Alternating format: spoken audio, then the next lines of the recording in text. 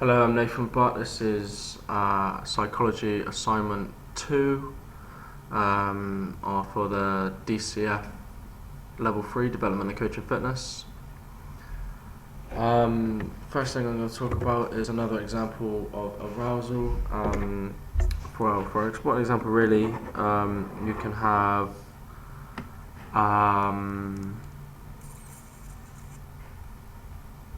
archery, because with archery your arousal levels could go higher when you're in a final and you're there to try and obviously hit the middle of the target, but obviously you're back for a certain distance.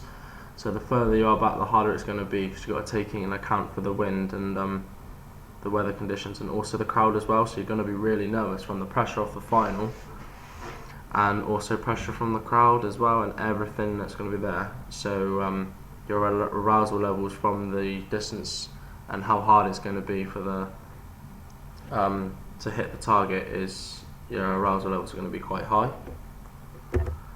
These are sporting examples of performance and arousal together.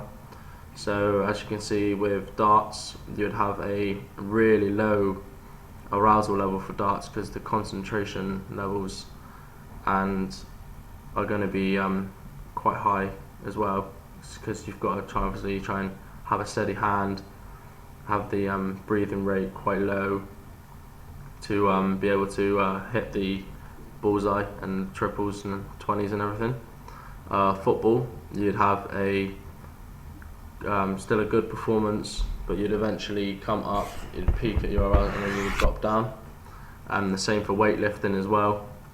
You would have really high arousal levels to perform for the weightlifting, because you've got to be really aroused for it, otherwise your body just will not be able to pick up that weight and everything. Catastrophe theory. The catastrophe theory is a theory of arousal that predicts a decline in performance which results from the combination of high cognitive anxiety and increasing somatic anxiety. Concentration and attention span. For attention span, people who practice their sport more than others are likely to have a better attention span in their specific sport than people that don't play that sport or do play the sport. An example of it would be if you have two players that play cricket and one practices more than the other.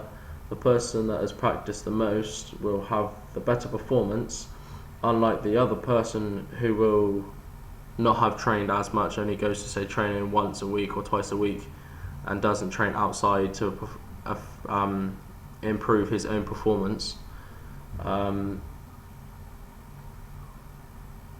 Will have not as good attention span as the person that does do that. So when playing the game, they will get easily distracted and have other things on their mind, such as get distracted by the crowd. But the person that practices the most will have a better performance ability in the game, and will just play the better game overall.